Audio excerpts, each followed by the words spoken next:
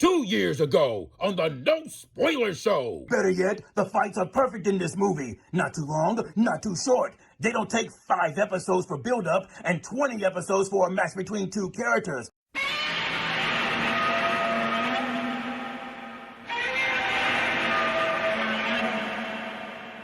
The things I do for Vince and Stephanie. Sheesh, what a grouch. And now, on with the show. Ever since Kong's defeat at the hands of Godzilla 2 years ago, the Kong crybabies have been demanding for a rematch. And rightfully so. Kong was the superior warrior in all of this. And like a true Saiyan that he is, when he's defeated, he comes back stronger and more powerful than ever before. So we demand a rematch, which is why the outcome in this movie is going to be far different than the last time. Sounds to me like you're all just a bunch of Kong crybabies. What? How dare you insult the Saiyan race like that? Kong has been training, becoming more and more powerful day by day, which that laser-lips lizard will find out soon enough. Oh, and what's he gonna do different this time around? Fling his poo? Of course not. We would never lower ourselves to something like that. Besides, even if we did, we've evolved far beyond that tactic now. What about that long-tailed loser? Why is he pink now? Has he gone the worst of all Super Saiyan colors? Super Saiyan Rosé? Since when did you have a problem with the color pink, bad man? That does it! I'm going to use that round head of yours like a bowling ball! Just you try it, ape-face. Silence. The two of you need to cool it down. The two of you have got it all wrong. This movie isn't a rematch, it's a tag team match! Correct. So, put aside your differences and biases and give this movie a true review. There is something chilling about it. Now, I got one question for you. Are you ready? I said, are you ready? Then welcome to Kaiju Mania! Fine, but for now, only for now. Agreed. But as soon as this is ended, it'll be back to business as usual. Oh, it'll be back on, all right. Back on like Donkey Kong, right, DK? Donkey Kong! Strange. He doesn't sound a thing like Seth Rogen. Don't be ludicrous. Who in the universe would want to sound like that fool Seth Rogen?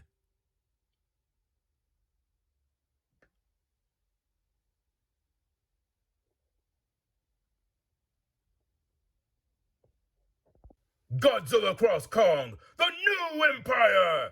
Yes, that's how the X in this title is pronounced. Much like the video game titles Namco Cross Capcom, Project Cross Zone, or Street Fighter Cross Tekken. So if you haven't been pronouncing it that way, you're wrong! Anyway, this movie is very Kong heavy, as it should be. He is the king after all. In fact, get him some aspirin. He's carrying the entire weight of this movie on his back. So, anyway, Kong is in Hollow Earth, searching for more of his kind, until he runs into Liu Kong, who I will call Diddy Kong from now on, cause he's so cute. Look at him. He's so cute. Yes, he is. He's a little itty bitty Diddy Kong, that's right. Don't forget about Godzilla, you Saiyan scum. He's a part of this movie as well, remember? Meanwhile, on the surface, Godzilla is besting other monsters. But after he hears a mysterious signal, he begins to act out. He then goes on a quest to absorb more radiation, becoming more stronger and more powerful than he ever has before. As he should. He is a god, after all. Much like me. Don't interrupt me! Kong journeys with Diddy to a civilization of apes, being led by an alpha called the Scar King. I kind of like that name. Sounds powerful. Hey, Bulma! We're gonna name our next kid the Scar King, got it? Only to realize that he's no match for the Scar King and must seek assistance from Godzilla. Stop interrupting me! First and foremost, Kong gets this. The Power Glove! That's right, Kong is bringing it old school. Who needs the Infinity Gauntlet when you've got this bad boy right here? Not only can Kong play old school 8-bit video games on the Nintendo Entertainment System with it, but it magnifies his punch 100, even 1,000 times fold. You know the code. Up, up, down, down, left, right, BA, select, start. Now Kong is playing with power! Ugh. But the rest That part is true. Kong needs help. The fight scenes are truly where this movie shines. Picture it. Thousands of casualties, billions upon billions of dollars in collateral damage. It's brilliant! Not to mention, in the real world, the humans destroyed a major bridge with a cargo ship. Weeks later, in this movie, Godzilla destroys several bridges in one scene. Oh, the irony. That was pretty funny. Speaking of fight scenes, they don't last not nearly as long as the ones in our world do. And they're far superior than the ones in the Michael Bay Transformers movies, too. Ooh, burn! Getting back to Kong, though, it was interesting watching how he and the other apes communicated with each other. Though they weren't verbal, you could tell what they were saying to each other through emotion and body language. That right there is great acting. True. But what I find most interesting is how both the Japanese and the Americans view Godzilla. Japan views him as a threat, as a menace. But the Americans, on the other hand, they view him as a hero of sorts. The people. Don't even get me started on them. You felt for them in Godzilla -1. In this, they're practically worthless. They're just commentators at the announce table explaining why the monsters are doing what they're doing. Remember, humans, film is an art form.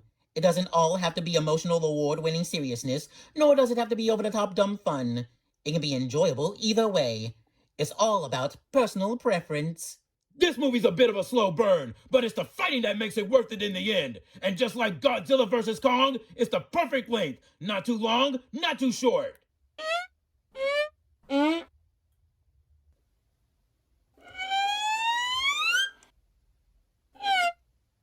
Oh, grow up, people. When I say length, I'm talking about how long it is. No, wait. I'm talking about, when I say length, I'm talking about how long the movie is as far as time goes. Get your minds out of the gutter. Yes, of course. Yes, sure. Overall, I rather enjoyed this movie. I highly recommend it. Full price admissions. How humiliating. But agreed. Pay full price. Go watch this on the big screen.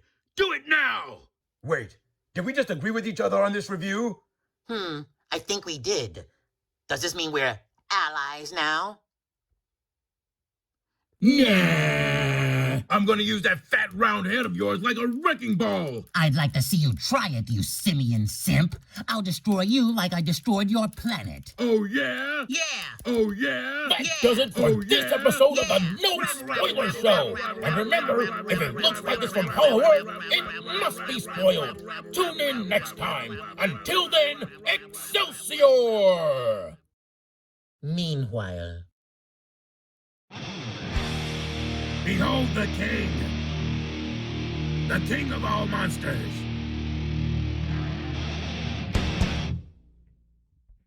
On your knees, Kong.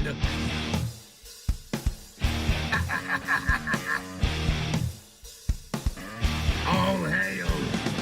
Bow down to the king of all monsters. Bow down to the king appeared before them, before their very eyes. He rose up from the ocean until he touched the sky. Throughout all of Japan, with a frown on his face, he romped and he stomped all over the place. The king brought them death with his atomic breath.